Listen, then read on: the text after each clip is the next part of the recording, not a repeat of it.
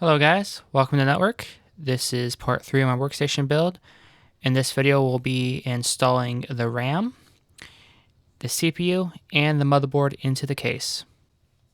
So the first thing we got to do is we're going to install the I/O shield for the motherboard onto the case. So I took this I/O shield out of the motherboard's box.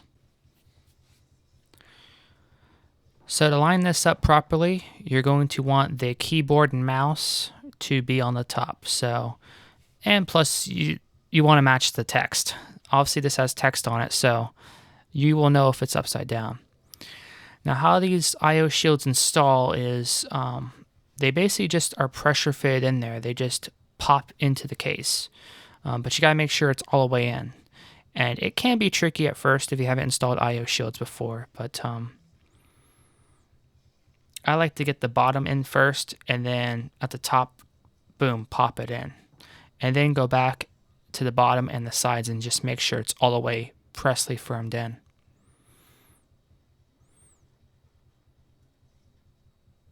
Sometimes you'll think it's in there, but it's not fully in there, so after you think you got it in there, just see if it easily just pops out. It shouldn't.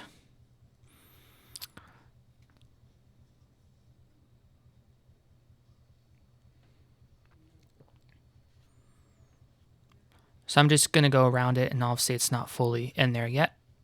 Oh, usually when it's in there, you're going to hear a very tactile click on each of the four corners. You'll hear a nice click that will tell you that it's really in there. So there's me moving it around, make sure it's in there. And so the I/O shield is finally installed. So I'm pulling the motherboard out of the anti-static tray. I'm lifting the motherboard from the VRM heatsink. So you never really want to touch the motherboard directly. You always want to grab it either by the I/O, if it has a nice big cover over the I/O, or one of the big heat sinks on it, one of the big VRM heat sinks, or you grab it from the very edges. Be careful not to accidentally end up touching any of the headers, such as the front audio or the front panel connectors. Now, as far as setting the motherboard on a surface, you can actually set it on top of the motherboard box to work on. So here is the RAM we're going to be installing. These are 8 16 gig DDR4 ECC unbuffered DIMMs from Crucial. I buy all my RAM from Crucial because Crucial is the sister company to Micron, and Micron actually manufactures RAM. So I'm setting all the RAM aside, and I'm getting the board prepped. So there we go. We got ourselves a view. I am releasing all the retention levers. Now this motherboard, the retention clips only open up on one side. The other side stays static, so you don't have to worry about that. So I'm now going to install 128 gig of ECC RAM into this beast. When holding RAM, you're going to want to hold it on the edges side by side. Never touch the gold contacts. You're going to make sure that the notch is lined up. In this case, it looks like it needs to be flipped. Oh, yeah, it needs to be flipped. Derp. Yep, there we go. So you only install RAM one way. There's going to be a notch that's going to tell you the direction to align it. There's a groove. You line it up in the grooves. You push down on one side until you hear a nice click. And then you push down on the other side until you hear a nice click on that side. It might be a little tough on newer boards because the contacts haven't been worn in yet. But as long as you have it in the right grooves and both sides click, you are in business.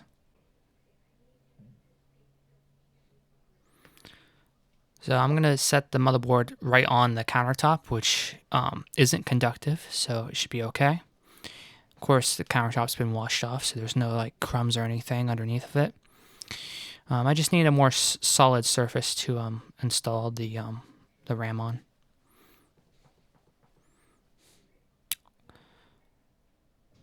So there we go. It looks like the first DIMM has been installed. It clicked on both sides, so I'm going to go ahead and get the second DIMM module.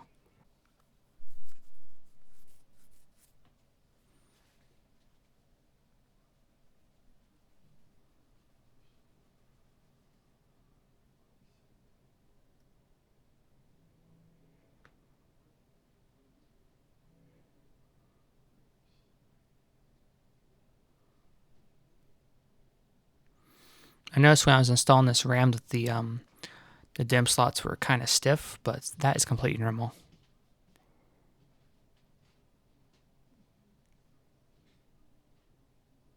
Not fully in. See how the gold contacts on the left side are slightly up? It needs to be pushed down a little bit more on that side.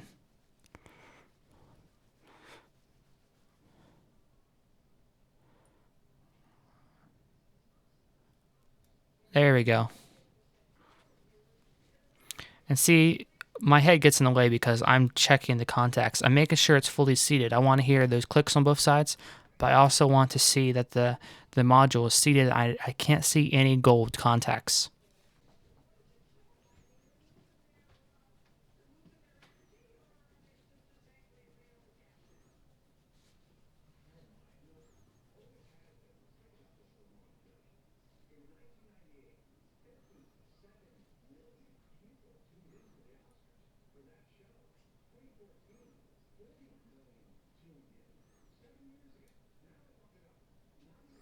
There's that one, fully seated.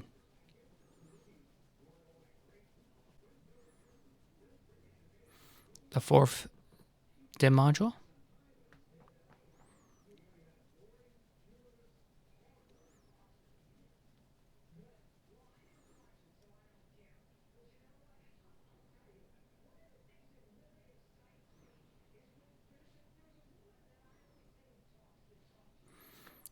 You might be wondering why the little bit of struggle. Well, like I said, all these slots were kind of stiff, kind of hard to push RAM down through, which that's normal on some boards. Sometimes the contacts, they just need to be worn in a little bit and they won't be as stiff. But some boards are like that, especially boards that have been sitting around on a shelf for a long time. So let's go ahead and install the other 4 RAM modules into the other side. So since this is a high-end, an HEDT motherboard, it has 8 RAM slots. You don't normally see that on regular motherboards. Well, this is a very high-end motherboard. That's why you're going to see 8 RAM slots. So, that's wrong. Got to flip it around. Now, since this has 8 RAM slots, they go a certain way on one side, and then they go the other way on the other side. They kind of flip. So, yep, got to flip the module around. And there we go.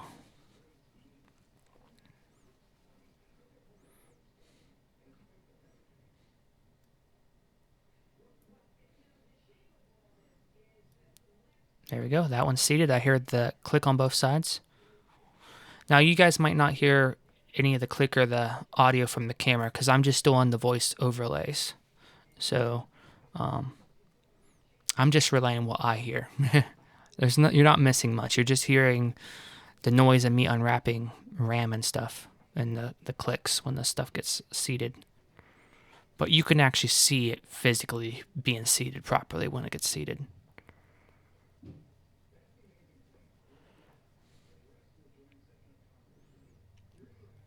So, push down that side, click, and click.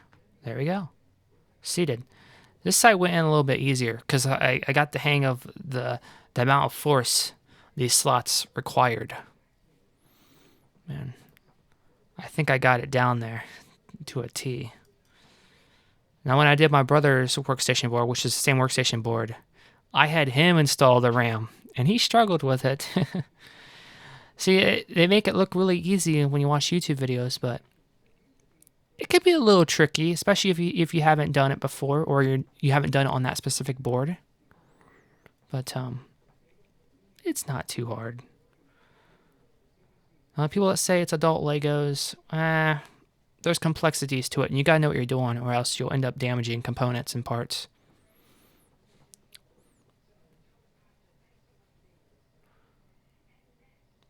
So if sometimes a side's not going in, back out on the other side a little bit and just try reseating it again. There we go. We got to click on that side. Let's see if I got to click on the other side. Doesn't look like, looks like I need to go down a tad on the other side. That might be okay. Nah, that looks seated. It's got to be seated because I'm running the workstation right now. I have been for 2 years. No issues. So let's go ahead and install our final RAM module, bringing us to 128 gig of RAM. Bet you ain't got that much in your PC build. And looks like it's being a little stiff there on me, right? And come on. Come on, Bessie. Click. There we go.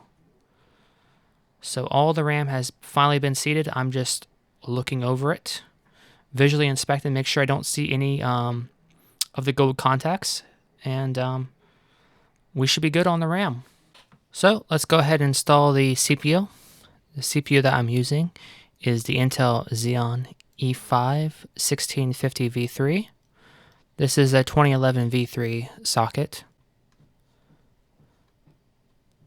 Now see, since this is a high-end motherboard, it has dual levers on the CPU socket. I have never come across dual levers, so you gotta be very careful of the order that you undo these and put them back on. So you first undo pressure on the left side, then you undo pressure on the right side. So all I do is I push down a lever and then turn it the opposite direction of the little retention hook.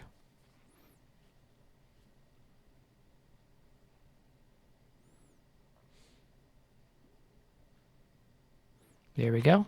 And I take the lever and I push back on lever, and that will in turn open up the hood, exposing our 2011 V3 socket. I'm just visually inspecting to make sure there are no bent pins, and of course there isn't. So I'm now going to place the CPU. Now when you're placing the CPU, it's very important that you match up the little gold triangle with the triangle on the board. I didn't really depict or show this very well, so this is a very bad example of installing a CPU. But you don't just lay it in there any way you want. It has to be properly aligned or you will cause damage. I'm not responsible for any damage that you cause to your components.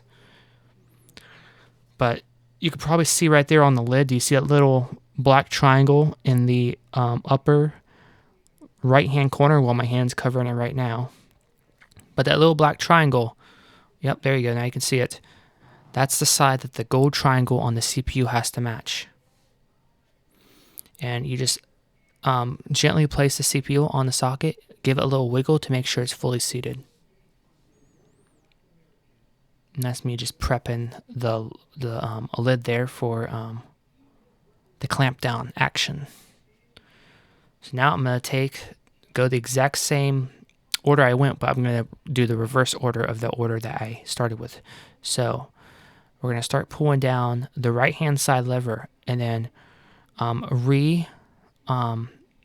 place it underneath that retention hook. See how I put that lever right under that hook?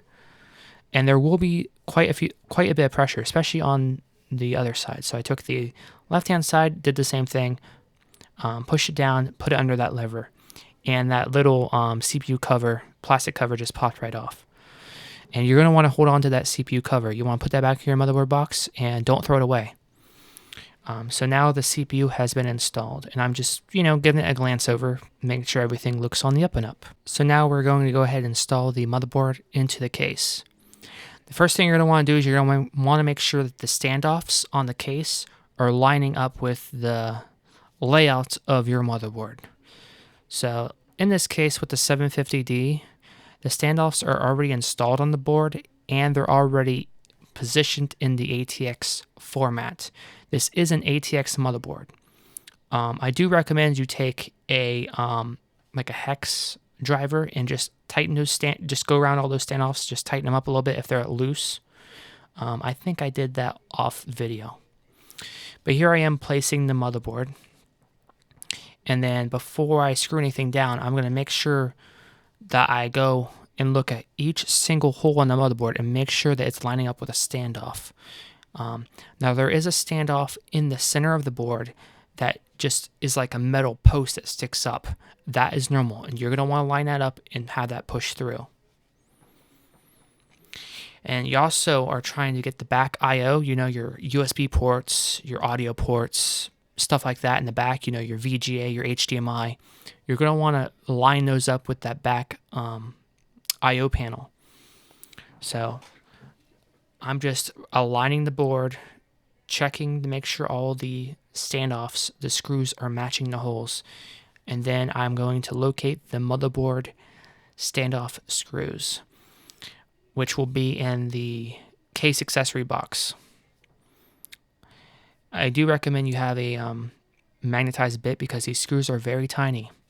Now, when you first screw these in, you don't want to screw them all the way. You want to screw them in about 3/4 of the way because you want to be able to still wiggle and align the board if need be to make sure every single hole is getting lined up properly. But it's very important when you're installing this board that every standoff hole is accounted for and there's no additional standoffs that's coming out of the case on the bottom that could cause a short circuit. So you count the number of holes on the motherboard and you count the number of standoffs that's on the case before you even place the motherboard in the case.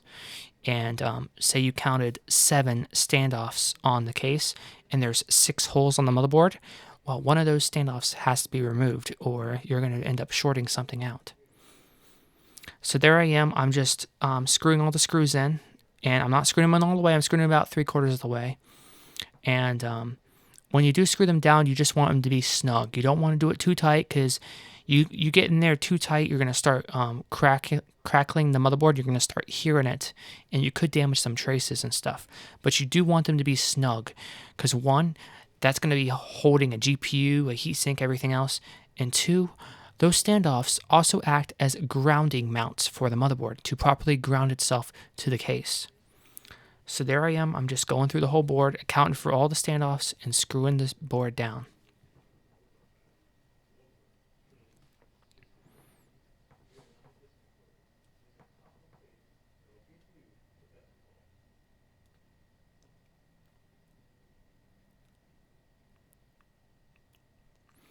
Like I said, if you're nervous, if you're scared, if you haven't done this before, don't do it. I'm not responsible for you damaging any components. Consult a professional, aka me. I will build you one. I'll build you a computer for you. Or also, you can come on and I will assist you in building your computer. Kind of like a training process. But, yep, just checking them all, accounting for them all. And then I'll go back over every screw and tighten them down. And I'm just making them snug. Like I said, you don't want to over tighten these because damage can occur.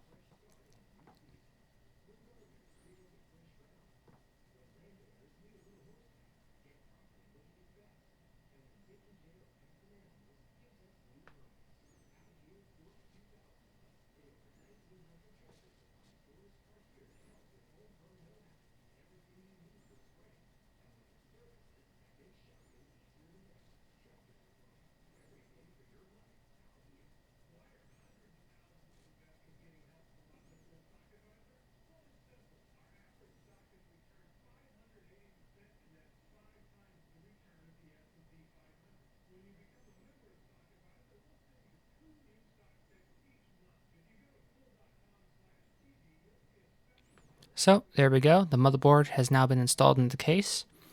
And that should conclude this video.